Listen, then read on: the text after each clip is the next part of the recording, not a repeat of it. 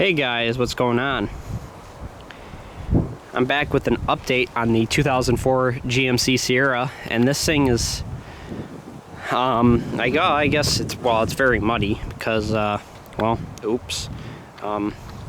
tried moving it and tore up the yard a little bit. Kind of disappointed about that, but now you guys get to see a little bit better of a view on this thing. I'm pretty sure you guys haven't seen it without snow on it, but I could be wrong. It's been a while, a few months since I've owned this thing, so. And now that you're looking at it in the daylight, you guys can see the paint's in good condition, and the truck actually really is not that bad. It is starting to develop more rust because, you know, GM and sitting. If you look at a GM, it starts to rust around here, basically. So all this started bubbling out over the winter. I guarantee if you press on this hard enough, it will go through. I'm sure it's all going there. And I cleaned up the back bumper a few days ago, a couple days ago, maybe, might have been actually, no, it was a couple days ago. And I got this all cleaned up. It looks pretty good. I think it looks a lot better than it used to. And basically what I did is I took steel wool to it, and that works good. Tailgate does not work, but the tailgate's pretty clean. I think it has been repainted before. Looks like there was a repaint on it, but I'm happy with how solid it is. Very solid. Gotta fix it though. That's something that needs to be done. This side is actually all messed up, and you guys can see it's not even really on there. I mean, if you try to pull that handle, the entire tailgate falls off, so that's nice. At least this bed is clean, unlike my last truck. The last GMC I owned, this entire bed was full of junk. Its entire bed was full of junk. This is probably the worst rust on the bed here. And this one right here, this rust hole, I can probably poke through, so I might have to repair that. Why I have this sprayed down, this is all fluid film I have sprayed on it right now. This truck is pretty clean. I sprayed it with fluid film right there. There's still some black in it. I mean, it's still pretty in good shape. I mean, down south, I mean, this thing would be in awful shape, but up here, I mean, this is in pretty good shape. And that's why I envy the Southerners, because, you know, you don't get this a whole lot, do you? And the other side's much worse. Luckily, though, this truck's still worth like $2 or $3 grand up here, with the transmission being replaced. And as you guys can see over on that side, I have the steering column all back together. And the reason, the problem was, and it was actually, I don't think it's a very common issue on these trucks, but this is what happened to this one. I thought it was just a simple GM ignition issue that is usually the problem, but it turned out being a much more complicated job than I ever thought it could be. So as you guys saw in the last video, the steering wheel was all off, and this was all apart. And what it ended up being was what we thought it was.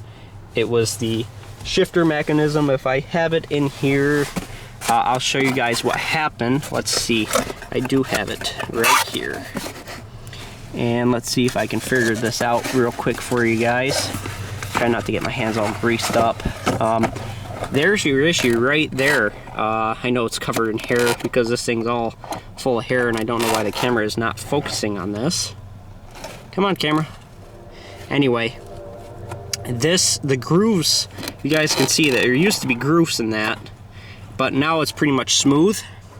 So the truck was never really in one particular gear, and it always thought it was not in park, and that's why I think it was jamming up the key. And it would never really go into park all the way, if that makes sense. So it's kind of a weird in-between kind of gears, kind of what was happening in my Buick Century after I lost the shifting cable. It was never really, the column would never really go all the way to where it was supposed to be. And well, now that I have it fixed, now the tumblers work perfectly.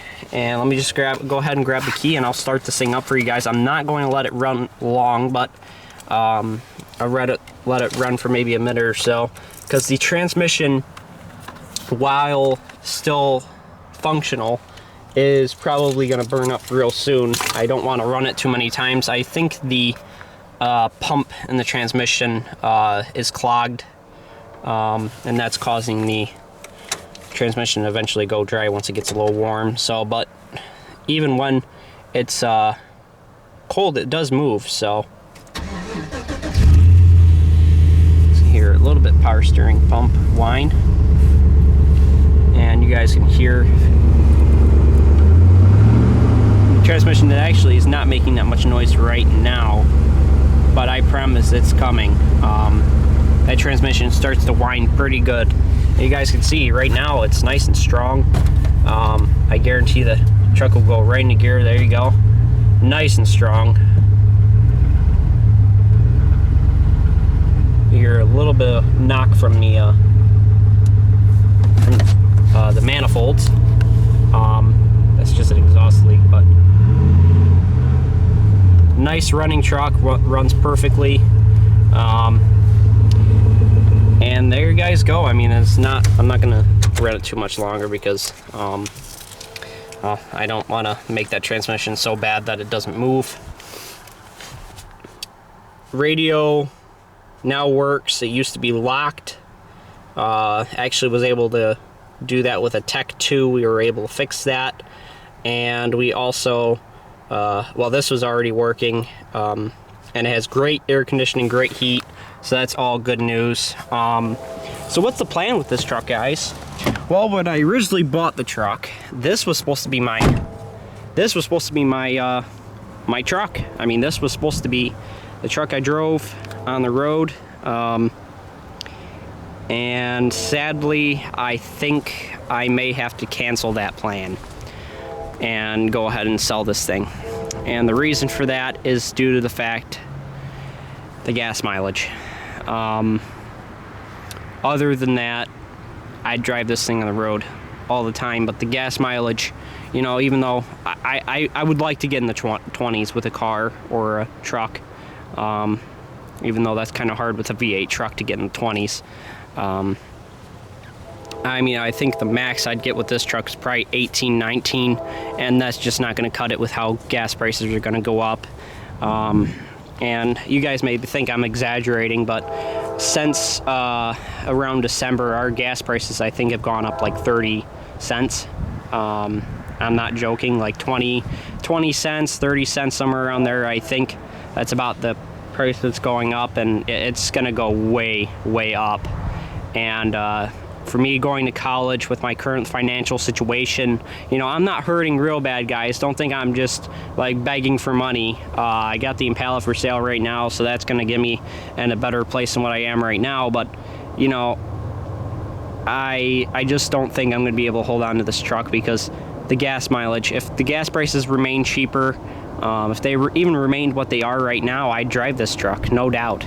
But they're saying they could go up to $4 to $5 a gallon pretty soon. I mean, within the next couple years here, and I just can't afford to be driving something like this, especially when I'm commuting to college from possibly an apartment.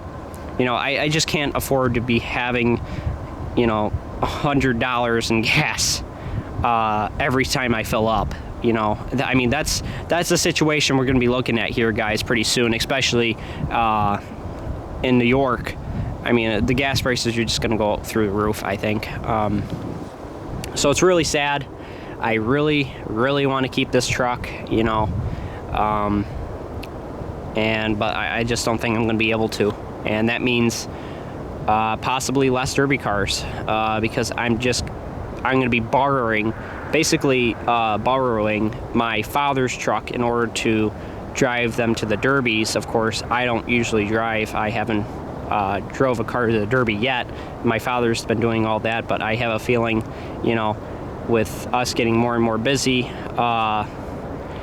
we may have to limit the amount of derby cars. Obviously, I only do one usually, but I was hoping on getting 2 in this year, or last year. Of course, we had COVID last year, and you know, that ruined everything. Could have got 2 cars I would have even shot for 3 cars last year, but you know, only 1 demolition derby or 2 official demolition derbies throughout the entire year wasn't exactly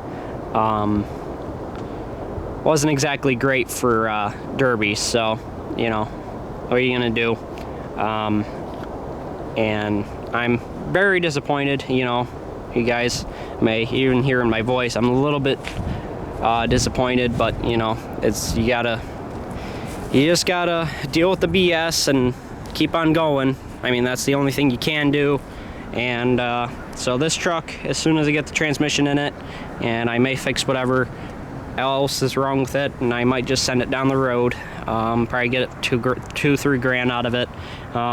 Who knows, I may end up driving it for a little while, take the Camry off the road, start driving this for a little bit, because the gas prices still aren't ridiculously high. So who knows, but there you guys have it. That's pretty much what I have to say in this video. So like, comment, subscribe, tell me what you thought about this truck down in the comments, what you think about what's going on this year, and that's pretty much it. I just like a little bit more interaction, so you guys can I can get used to I can get more opinions on what I should be doing. You know, I'm still very indecisive. You guys know I'm indecisive.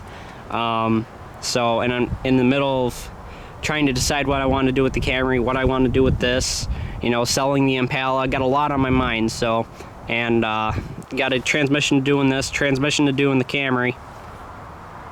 So, you know, a lot of things going on. You guys comment down below what you think I should do with this truck, whether I should drive it or sell it. No, I'm not going to derby it. I know a lot of people ask.